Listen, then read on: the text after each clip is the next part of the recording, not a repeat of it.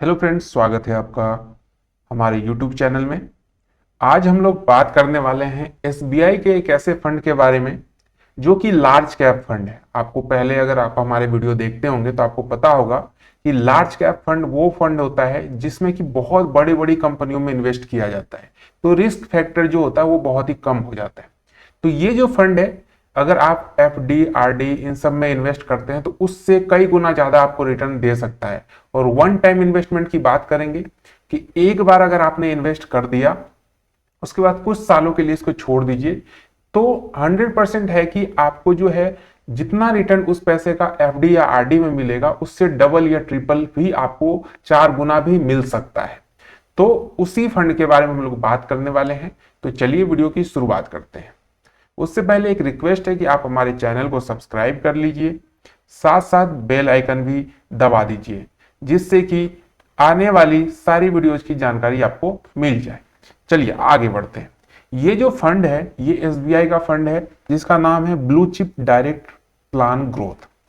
अब इसका नाम ब्लू चिप है तो इससे आप याद रखेंगे कि एसबीआई ब्लू चिप फंड है ये।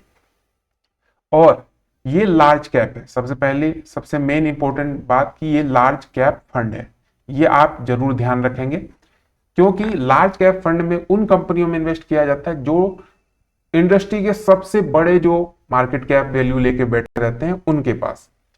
अब चलिए इस फंड की कुछ रिटर्न की बात कर लें।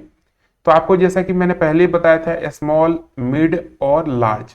स्मॉल बहुत ज्यादा रिटर्न देता है लेकिन इसमें रिस्क भी ज्यादा होता है। मिड कैप दोनों लगभग एवरेज देता है। लार्ज कैप में क्या होता है कि जो रिटर्न होता है वो अच्छा होता है, लेकिन ऐसा नहीं कि 40-50% का रिटर्न होता है।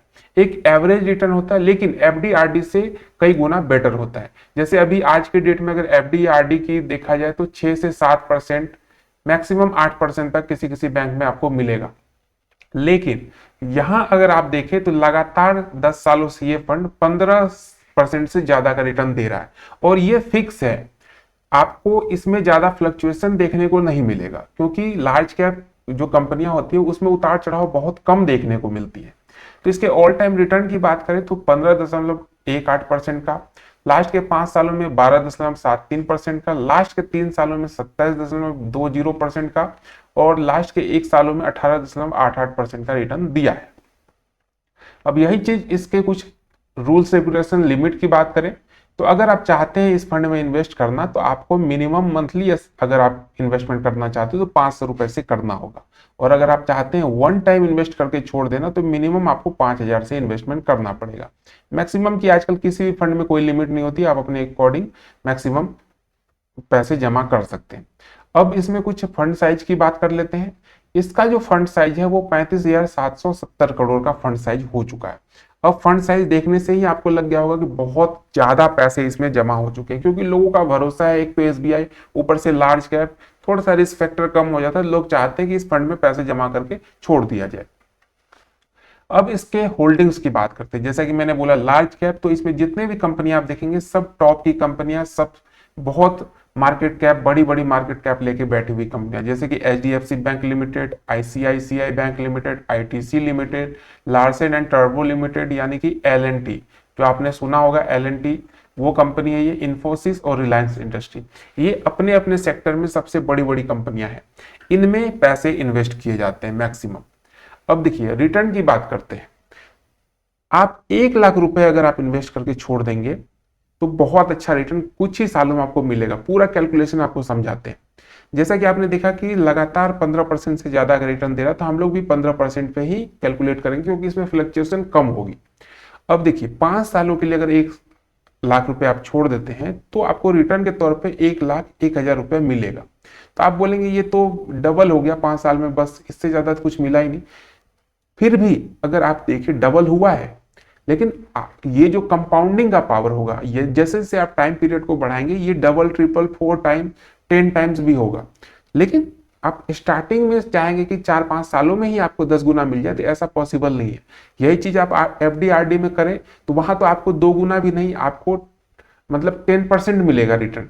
10% भी मुश्किल से मिलने वाला है, बहुत ही कम रिटर्न मिलेगा। अगर 1 लाख रुपया 5 साल के लिए छोड़ते हैं तो आपको लगभग 35 से 36 हजार रुपए मिलने वाले हैं, लेकिन यहाँ पे आपको रिटर्न के तौर पे 1,01,000 मिल रहा है।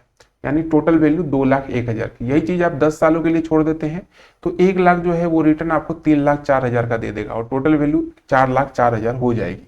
अगर 15% रिटर्न मिलता रहा तो ये आप ध्यान में रखेंगे। और यही चीज 15 सालों के लिए देखते हैं तो 1 लाख जो है वो 7,13,000 का रिटर्न देगा और टोटल वैल्यू 8,13,000 की हो जाएगी। ये चीज अगर आप 20 सालों के लिए छोड़ते हैं और 15% का रिटर्न मिलता रहा तो 1 लाख आपका कन्वर्ट हो जाएगा 15,36,000 में, टोटल वैल्यू 16,36,000 की हो जाएगी।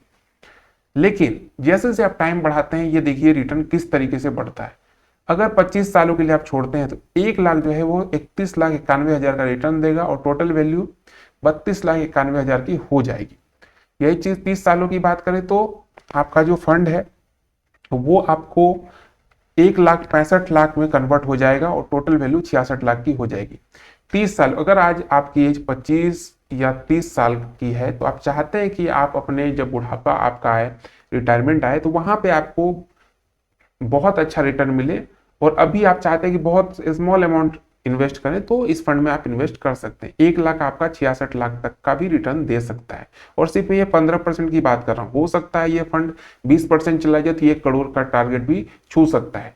तो ऐसे होते हैं कंपाउंडिंग का पावर। तो ये जो लार्ज कैप फंड है रिस्क इसमें कम है, एफडी आरडी से कई गुना ज्यादा रिटर्न दे रहा है, तो आप इसमें इन्वेस्ट कर सकते हैं। लेकिन इन्वेस्ट करने से पहले एक बार अपने फाइनेंशियल एडवाइजर से सलाह जरूर ले लें। सिर्फ वीडियो देखने के बाद इन्वेस्ट ना करें, खुद से सारी चीजों को समझ लें, उसके बाद ही इन्वेस्ट करें। तो वीडियो कैसी लगी जरूर बताइएगा, वीडियो को लाइक कर दीजिए, चैनल को सब्सक्राइब कर लीजिए और अपने दोस्तों के साथ शेयर भी कीजिए। मिलते हैं एक नई वीडियो में, तब तक के लिए स्वस्थ रहें, मस्त रहें और इन्वेस्टमेंट करते रहें।